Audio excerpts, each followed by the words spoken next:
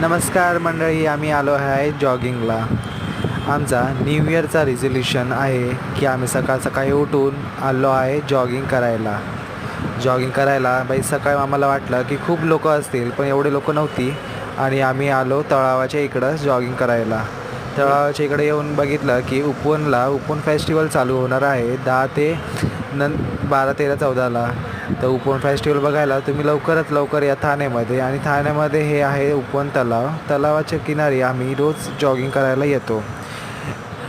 रोजच्या प्रमाणे जॉगिंगला आल्यावरती आम्ही इकडचे स्थानिक गणपती मंदिरात जाऊन गणपतीचेही दर्शन घेतले. सकाळ सकाळी खूप लोक इकडे दर्शनाला येतात. आणि तलावाच्या किनारी या बोटीमध्ये कोण कोण प्रवास केला आहे आणि कोण कोण उपवनला जाऊन आपली जॉगिंग करतो सकाळ सकाळी ते नक्कीच सांगा कमेंटमध्ये.